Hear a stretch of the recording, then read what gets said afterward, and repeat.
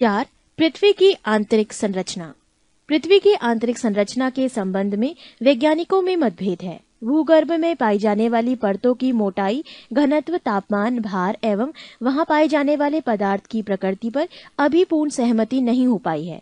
फिर भी तापमान, दबाव, घनत्व, उल्काओं एवं भूकंपीय तरंगों पर आधारित प्रमाणों को एकत्रित करके पृथ्वी की आंतरिक संरचना के संबंध में जानकारी प्राप्त करने के प्रयास किए गए हैं। पृथ्वी के अंदर के हिस्से को 3 भागों में बांटा गया है। 1 भूपर्पटी क्रस्ट, 2 आवरण मेंटल एवं 3 केंद्रीय भाग कोर।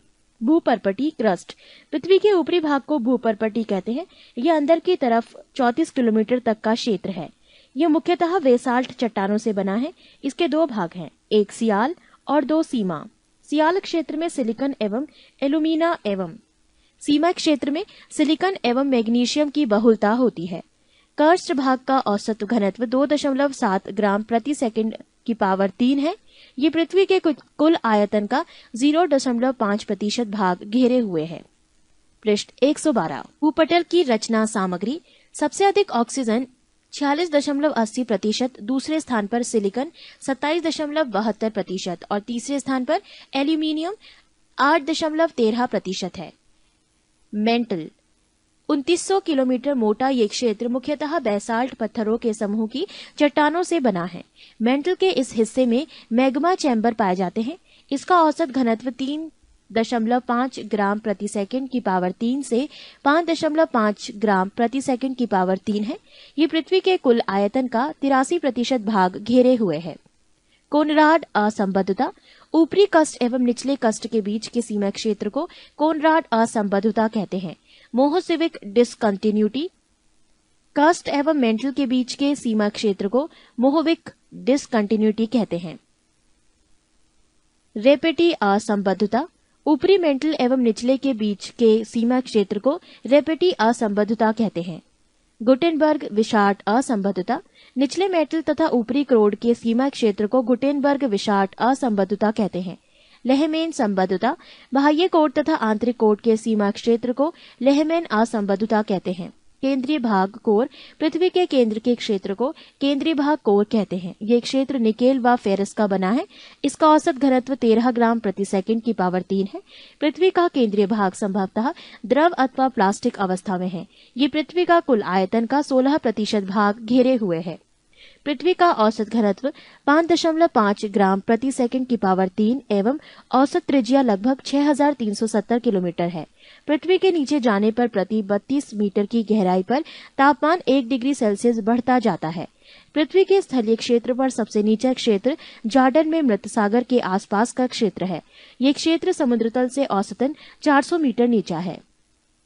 सबसे पहले पाइथागोरस ने बताया कि पृथ्वी गोल है और यह आकाश में स्वतंत्र रूप से लटकी हुई है। सर आइजक न्यूटन ने साबित किया कि पृथ्वी नारंगी के समान है। जेम्स जीन ने इस नारंगी के बजाय नाशपाती के समान बतलाया। पृथ्वी की बाह्य सतह को मुख्यतः 4 भागों में बांट सकते हैं। 1 स्थलमंडल, लाइथोस्फेयर, 2 जलमंडल, हाइड्रोस्फेयर, 3 वायुमंडल एटमॉस्फेयर, 4 जैवमंडल बायोस्फेयर। 5 स्थलमंडल। पृथ्वी की संपूर्ण बाह्य परत जिस पर महाद्वीप एवं महासागर स्थित हैं, स्थलमंडल कहलाती है। पृथ्वी के कुल 29% भाग पर स्थल तथा 71% भाग पर जल है। पृथ्वी के उत्तरी गोलार्ध का 61% तथा दक्षिणी गोलार्ध के 81% क्षेत्रफल में जल का साम्राज्य है। पृथ्वी पर अधिकतम ऊंचाई माउंट एवरेस्ट 8,850 मीटर की तथा अधिकतम गहराई मेरियाना गर्त 11,033 मीटर की है। इस प्रकार पृथ्वी की अधिकतम ऊंचाई एवं अधिकतम गहराई में लगभग 20 किलोमीटर का अंतर है। स्थलमंडल महाद्वीपीय क्षेत्रों में अधिक मोटी 40 किलोमीटर और महासागरीय क्षेत्रों में अपेक्षाकृत पतली 20 से 12 किलोमीटर है। चट्टान, रॉक। पृथ्वी की सतह के कठोर भाग को चट्टान कहते हैं, जो पृथ्वी की बाहरी परत की संरचना की मूलभूत इकाइयां हैं। उत्पत्ति के आधार पर ये 3 प्रकार की होती है। 1 आग्नेय आइग्नियोस, 2 अवसादी सीडिमेंट्री, 3 कायांतरित मेटामॉर्फिक। 1 आग्नेय चट्टान आइग्नियोस रॉक। ये मैग्मा या लावा के जमने से बनती है, जैसे ग्रेनाइट, बेसाल्ट, पेगमाटाइट, डायरोराइट, ग्रेबो आदि। पृष्ठ 113। आग्नेय चट्टान स्थूल परत रहित, कठोर, संघनन एवं जीवाश्म रहित होती है। आर्थिक रूप से ये बहुत ही संपन्न चट्टान है। इसमें चुंबकीय लोहा, निकेल, तांबा, सीसा, जस्ता, क्रोमाइट, मैग्नीज, सोना तथा प्लेटिनम पाए जाते हैं। बेसाल्ट में लोहे की मात्रा सर्वाधिक होती है। इस चट्टान के क्षरण से काली मिट्टी का निर्माण होता है। पेग्माटाइट कोडरमा झारखंड में पाया जाने वाला अभ्रक इन्हीं शैलों में मिलता है। आग्नेय चट्टानी पिंड आग्नियोस रॉक बॉडीज मैग्मा के ठंडा होकर ठोस रूप धारण करने से विभिन्न प्रकार के आग्नेय चट्टानी पिंड बनते हैं। इनका नामकरण इनके आकार, रूप, स्थिति तथा आसपास पाई जाने वाली चट्टानों के आधार पर किया जाता है। अधिकांश चट्टानी पिंड अंतर्वैधीय आग्नेय चट्टानों से बनते हैं। 1. बैथोलिथ ये सबसे बड़ा आग्नेय चट्टानी पिंड है जो अंतर्वेदी चट्टानों से बनता है। वास्तव में ये एक पातालीय पिंड है। ये एक बड़े गुंबद के आकार का होता है जिसके किनारे खड़े होते हैं। इसका ऊपरी तल विषम होता है। ये मूलतः ग्रेनाइट से बनता है। संयुक्त राज्य अमेरिका का इदाहो बैथोलिथ 40,000 वर्ग किलोमीटर से भी अधिक विस्तृत है। कनाडा का कोस्ट रेंज बैथोलिथ इससे भी जो बड़ा है। 2. स्टॉक छोटे आकार के बैथोलिथ को स्टॉक कहते हैं। इसका ऊपरी भाग गोलाकार गुंबद नुमा होता है। स्टॉक का विस्तार 100 वर्ग किलोमीटर से कम होता है। 3. लैकोलिथ जब मैग्मा ऊपर की परत को जोर से ऊपर को उठता है और गुंबदकार रूप में जम जाता है तो इसे लैकोलिथ कहते हैं। मैग्मा के तेजी से ऊपर उठने के कारण ये गुंबदकार ठोस पिंड छतरीनुमा दिखाई देता है। उत्तरी अमेरिका के पश्चिमी भाग में लैकोलिथ के कई उदाहरण मिलते हैं। नोट लैकोलिथ बहिर्वेदी ज्वालामुखी पर्वत का ही एक अंतर्वेदी प्रतिरूप है। 4. लैपोलिथ जब मैग्मा जमकर तश्तरीनुमा आकार ग्रहण कर लेता है तो उसे लैपोलिथ कहते हैं। लैपोलिथ दक्षिण अमेरिका में मिलते हैं। 5. फैकोरिथ जब मैग्मा लहरदार आकृति में जमता है तो फैकोलिथ कहलाता है। 6. सिल जब मैग्मा भूपृष्ठ के समानांतर परतों में फैलकर जमता है तो उसे सिल कहते हैं। इसकी मोटाई 1 मीटर से लेकर सैकड़ों मीटर तक होती है। छत्तीसगढ़ तथा झारखंड में सिल पाए जाते हैं। 1 मीटर से कम मोटाई वाले सिल को शीट कहते हैं। 7. डाइक जब मैग्मा किसी लंबवत दरार में जमता है तो डाइक कहलाता है। झारखंड के सिंहभूम जिले में अनेक डाइक दिखाई देते हैं। 2. अवसादी चट्टान सीडिमेंटरी रॉक प्रकृति के कारकों द्वारा निर्मित छोटी छोटी चट्टानें किसी स्थान पर जमा हो जाती हैं और बाद के काल में दबाव का रासायनिक प्रतिक्रिया या अन्य कारणों के द्वारा परत जैसी ठोस रूप में निर्मित हो जाती हैं। इन्हें ही अवसादी चट्टान कहते हैं। जैसे बलुआ पत्थर, चूना पत्थर, स्लेट, कांग्लोमेरेट, नमक की चट्टान एवं शेलखरी आदि। अवसादी चट्टानें परतदार होती हैं। इनमें वनस्पति एवं जीव जंतुओं का जीवाश्म पाया जाता है। इन चट्टानों में लौह अयस्क, फास्फेट, कोयला एवं सीमेंट बनाने की चट्टानें पाई जाती हैं। खनिज तेल अवसादी चट्टानों में पाया जाता है। अप्रवेशीय चट्टानों को 2 परतों के बीच यदि प्रवेशीय शैल की परत आ जाए तो खनिज तेल के लिए अनुकूल स्थिति पैदा हो जाती है। दामोदर, महानदी तथा गोदावरी नदी बेसिनों की अवसादी चट्टानों में कोयला पाया जाता है। आगरा का किला तथा दिल्ली का लाल किला बलुआ पत्थर नामक अवसादी चट्टानों का बना है। 3. कायांत्रित चट्टान मेटामॉर्फिक रॉक ताप, दाब एवं रासायनिक क्रियाओं के कारण आग्नेय एवं अवसादी चट्टानों से कायांत्रित चट्टान का निर्माण होता है। पृष्ठ 114 चट्टानों का रूपांतरण आग्नेय और कायांत्रित। ग्रेनाइट कायांत्रित नीस, साइनाइट कायांत्रित साइनाइट नीस, आग्नेय ग्रेबो कायांत्रित सर्पेंटाइन, आग्नेय बेसाल्ट कायांत्रित सिस्ट, आग्नेय बिटुमिनस कोयला कायांत्रित ग्रेफाइट। अवसादी और कायांत्रित अवसादी सरपिंड कायांत्रित सरपिंड सिस्ट, अवसादी बलुआ पत्थर कायांत्रित क्वार्ट्जाइट, अवसादी शैल कायांत्रित स्लेट, अवसादी चूना पत्थर कायांत्रित संगमरमर, अवसादी लिग्नाइट कोयला कायांत्रित एंथ्रोसाइट कोयला, कायांत्रित स्लेट कायांत्रित फ्लाइट, फाइलाइट कायांत्रित फाइलाइट, कायांत्रित सिस्ट। ज्वालामुखी ज्वालामुखी वोल्केनो भूपटल पर वो प्राकृतिक छेद या दरार है जिससे होकर पृथ्वी का पिघला पदार्थ लावा, राख, भाप तथा अन्य गैसें बाहर निकलती हैं। बाहर हवा में उड़ा हुआ लावा शीघ्र ही ठंडा होकर छोटे ठोस टुकड़ों में बदल जाता है जिसे सिंडर कहते हैं। उद्गार में निकलने वाली गैसों में वाष्प का प्रतिशत सर्वाधिक होता है। उद्गार अवधि के अनुसार ज्वालामुखी 3 प्रकार की होती है। 1 सक्रिय ज्वालामुखी, 2 प्रसुप्त ज्वालामुखी और 3 मृत या शांत ज्वालामुखी। 1 सक्रिय ज्वालामुखी एक्टिव वोल्केनो, इसमें अक्सर उद्गार होता है। वर्तमान समय में विश्व में सक्रिय ज्वालामुखियों की संख्या 500 है। इनमें प्रमुख है इटली का एटना तथा स्ट्राम्बोली। मेक्सिको उत्तर अमेरिका में स्थित कोलिमा ज्वालामुखी बहुत ही सक्रिय ज्वालामुखी है।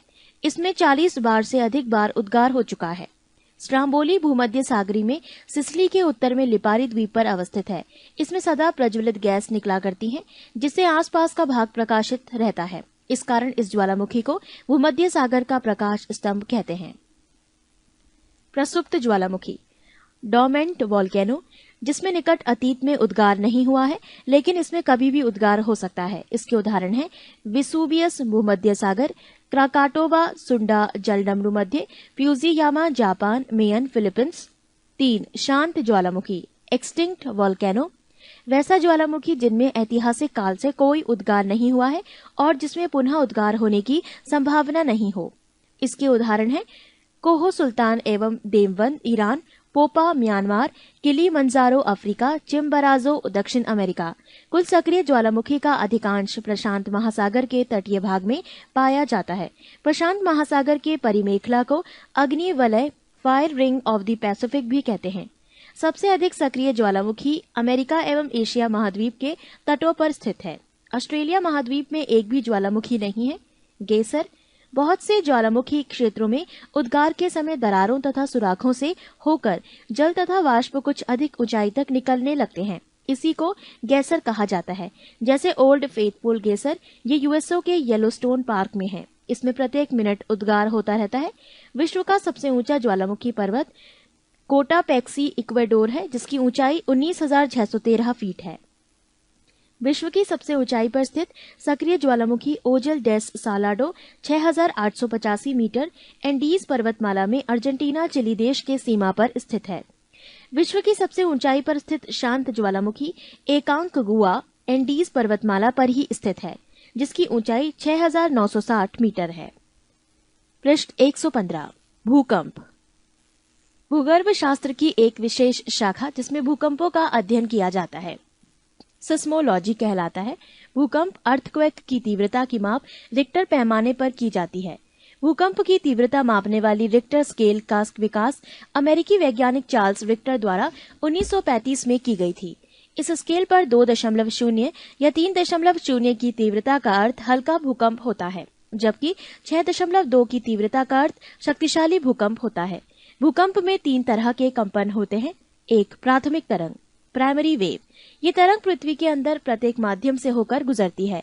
इसकी औसत वेग 8 किलोमीटर प्रति सेकंड होती है। ये गति सभी तरंगों से अधिक होती है, जिससे ये तरंगे किसी भी स्थान पर सबसे पहले पहुंचती हैं। 2 द्वितीय तरंगे सेकेंडरी वेव्स, इन्हें अनुप्रस्थ तरंगे भी कहते हैं। ये तरंग केवल ठोस माध्यम से होकर गुजरती हैं। इसकी औसत वेग 4 किलोमीटर प्रति सेकंड होती है। 3 एल तरंगे एल वेव्स, इन्हें धरातलीय या लंबी तरंगों के नाम से भी पुकारा जाता है। इन तरंगों की खोज एच.डी. लव ने की थी। कई बार इन्हें लव वेव्स के नाम से भी पुकारा जाता है। इनका अन्य नाम आर वेव्स, रे लाइट्स वेव्स हैं। ये तरंगे मुख्यतः धरातल तक ही सीमित रहती हैं। ये ठोस, तरल तथा गैस तीनों माध्यमों में से गुजर सकती हैं। इसकी 1.5-3 किलोमीटर प्रति सेकंड है। भूकंपीय तरंगों को सिस्मोग्राफ नामक यंत्र द्वारा रेखांकित किया जाता है। इससे इनके व्यवहार के संबंध में निम्नलिखित तथ्य निकलते हैं। 1 सभी भूकंपीय तरंगों का वेग अधिक घनत्व वाले पदार्थों में से गुजरने पर बढ़ जाता है तथा कम घनत्व वाले पदार्थों में से गुजरने पर घट जाता है। 2 केवल प्राथमिक तरंगे ही पृथ्वी के केंद्रीय भाग से गुजर सकती है, परंतु वहां पर उनका वेग कम हो जाता है। 3 गौड़ तरंगे द्रव पदार्थ में से नहीं गुजर सकती। 4 एल तरंगे केवल धरातल के पास ही चलती हैं। 5 विभिन्न माध्यमों में से गुजरते समय ये तरंगे परावर्तित तथा अपवर्तित होती हैं। केंद्र भूकंप के उद्भव स्थान को उसका केंद्र कहते हैं। भूकंप के केंद्र के निकट पी, एस तथा एल तीनों प्रकार की तरंगे पहुंचती हैं। पृथ्वी के भीतरी भागों में ये तरंगे अपना मार्ग बदलकर भीतर की ओर अवतल मार्ग पर यात्रा करती हैं। भूकंप केंद्र से धरातल के साथ 11,000 किलोमीटर की दूरी तक पी तथा एस तरंगे पहुंचती हैं। केंद्रीय भाग कोर पर पहुंचने पर एस तरंगे लुप्त हो जाती हैं और पी तरंगे अपवर्तित हो जाती हैं। इस कारण भूकंप के केंद्र से 11,000 किलोमीटर के बाद लगभग 5,000 किलोमीटर तक कोई भी तरंग नहीं पहुंचती है। इस क्षेत्र को छाया क्षेत्र, शैडो जोन कहा जाता है। अधिकेंद्र, एपिसेंटर, भूकंप के केंद्र के ठीक ऊपर पृथ्वी की सतह पर स्थित बिंदु को भूकंप का अधिकेंद्र कहते हैं। अंतः सागरीय भूकंपों द्वारा उत्पन्न लहरों को जापान में सुनामी कहा जाता है। विभिन्न स्थलाकृतियां, निर्माण के आधार पर स्थलाकृतियां मुख्यतः 3 प्रकार की होती हैं। 1 पर्वत, 2 पठार तथा 3 मैदान। 1 पर्वत, उत्पत्ति के अनुसार पर्वत 4 प्रकार के होते हैं। ए ब्लॉक पर्वत, ब्लॉक माउंटेन, जब चट्टानों में स्थित भ्रंश के कारण मध्य भाग के नीचे धंस जाता है तथा अगल बगल के भाग ऊंचे उठे प्रतीत होते हैं तो ब्लॉक पर्वत कहलाते हैं। बीच में धंसे भाग को ड्रिफ्ट घाटी कहते हैं।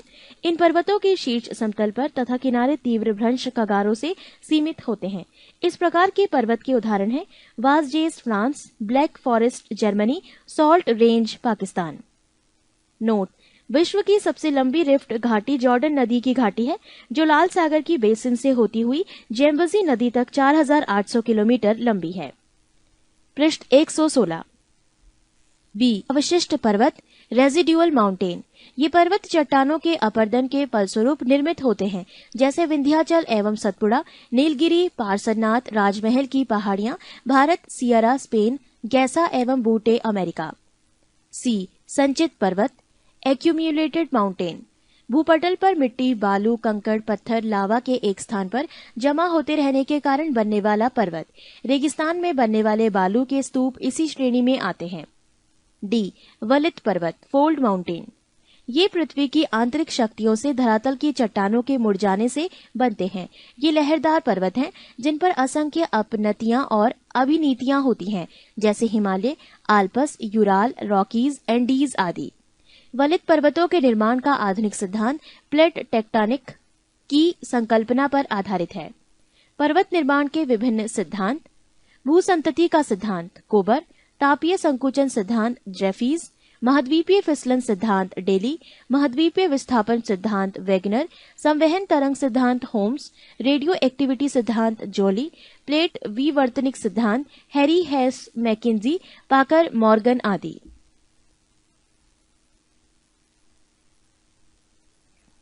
जहां आज हिमालय पर्वत खड़ा है, वहां किसी समय में टेथिस सागर नामक विशाल भू अभिनीति अथवा भूद्रोणी थी।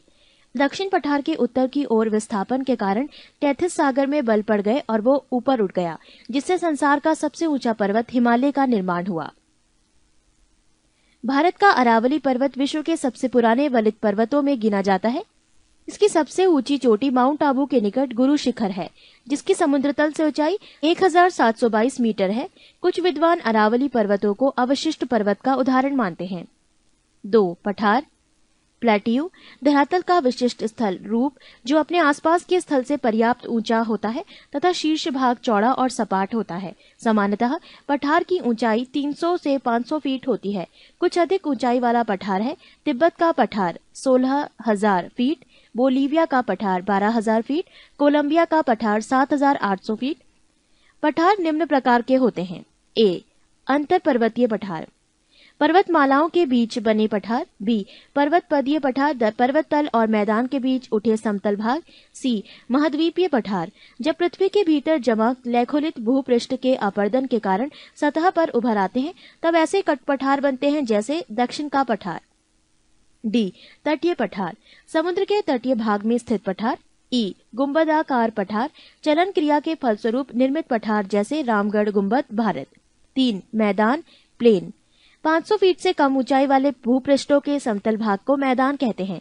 मैदान अनेक प्रकार के होते हैं। 1 अपरदनात्मक मैदान, नदी, हिमानी, पवन जैसी शक्तियों के अपरदन से इस प्रकार के मैदान बनते हैं, जो निम्न हैं। ए लोएस मैदान, हवा द्वारा उड़ाकर लाई गई मिट्टी एवं बालू के कणों से निर्मित होता है। बी कार्स्ट मैदान, चूने पत्थर की चट्टानों के घुलने से निर्मित चट्टान। सी संप्राय मैदान, समुद्र तल के निकट स्थित मैदान जिनका निर्माण नदियों के अपरदन के फलस्वरूप होता है। डी ग्लेशियल मैदान, हिम के जमाव के कारण निर्मित दलदली मैदान जहां केवल वन ही पाए जाते हैं। पृष्ठ 117। ई रेगिस्तानी मैदान, वर्षा के कारण बनी नदियों के बहने के फलस्वरूप इसका निर्माण होता है। 2 निक्षेपात्मक मैदान, नदी निक्षेप द्वारा बड़े बड़े मैदानों का निर्माण होता है। इसमें गंगा, सतलज, मिसिसिपी एवं वांगहो के मैदान प्रमुख हैं। इस प्रकार के मैदानों में जलोढ़ का मैदान, डेल्टा का मैदान प्रमुख है। भिन्न भिन्न कारकों द्वारा निर्मित स्थलाकृति। 1 भूमिगत जल द्वारा निर्मित स्थलाकृति। 1 उत्सृत कुआं आर्टिशन वेल, 2 गीजर, 3 घोल रंध्र, 4 डॉलाइन, 5 कार्स्ट झील, 6 युवाला, 7 पोलियो, 8 कंदरा, 9 स्टेलेक्टाइट, 10 स्टेलेमेगमाइट, 9 लैपीज। नोट: सर्वाधिक उत्सृत कुआं ऑस्ट्रेलिया में पाया जाता है। 2 सागरीय जल द्वारा निर्मित स्थलाकृति। 1 सर्व, 2 वेलाचली, 3 तंगारिका, 4 पुलिन, 5 हुक, 6 लूप, 7 टोम्बोलो। 3 हिमनद द्वारा निर्मित स्थलाकृति। 1 सर्क, 2 टान, 3 अरेट, 4 हार्न, 5 नुनाटक, 6 फियोर्ड, 7 ड्रमलिन, 8 केम आदि। 4 पवन द्वारा निर्मित स्थलाकृति। 1 जियोगेन, 2 यार्डंग, 3 इंसेल वर्ग, 4 छत्रक, 5 प्लेअप, 6 लैगून, 7 बरखान, 8 लोएस। 5 समुद्री तरंग द्वारा निर्मित स्थलाकृति। 1 समुद्री भृगु, 2 भुजिया, 3 लैगून झील, 4 रिया तट भारत का पश्चिमी तट, 5 स्ट्रेक, 6 डॉल्मेशियन यूगोस्लाविया का तट। One forest. वन निम्न प्रकार के होते हैं। ए उष्ण कटिबंधीय सदाबहार one, tropical evergreen rain forest. इस प्रकार का वन विषुवत रेखीय प्रदेश और उष्ण कटिबंधीय प्रदेशों में पाए जाते हैं जहां 200 सेंटीमीटर अधिक वर्षा होती है। यहाँ पेड़ों की पत्तियां चौड़ी होती हैं। बी उष्ण कटिबंधीय अर्ध पतझड़ वन, tropical semi deciduous forest. 150 centimetre से कम वर्षा प्राप्त करने वाला वन, साल, सागवान एवं बांस आदि इसी वन में पाए जाते हैं। सी विषुवत रेखीय वन, इन वनों में वृक्ष और झाड़ियों का मिश्रण होता है। जैतून, कार्क तथा ओक यहाँ के मुख्य वृक्ष हैं। डी टैगा वन, ये सदाबहार वन है। इस वन के वृक्ष की पत्तियां नुकीली होती हैं। ई टुंड्रा वन, ये बर्फ से ढका रहता है। गर्मी में यहाँ मांस तथा लाइकेन उगते हैं। एफ पर्वतीय वन, यहाँ चौड़ी पत्ती वाले शकुधारी वृक्ष पाए जाते हैं। घास के मैदान, घास भूमियों को 2 वर्गों में विभाजित किया गया है। ए उष्ण कटिबंधीय घास भूमियां, इसे अलग अलग देशों में अलग अलग नाम से जाना जाता है, जैसे savanna Africa, campos Brazil, llanos Venezuela व कोलंबिया। बी शीतोष्ण कटिबंधीय घास भूमियां, इसे निम्न नाम से जाना जाता है। प्रेयरी संयुक्त राष्ट्र अमेरिका व कनाडा, पंपास अर्जेंटीना, वेल्ड दक्षिण Africa, downs Australia, steppe Asia, Ukraine, रूस, चीन के मंचूरिया प्रदेश।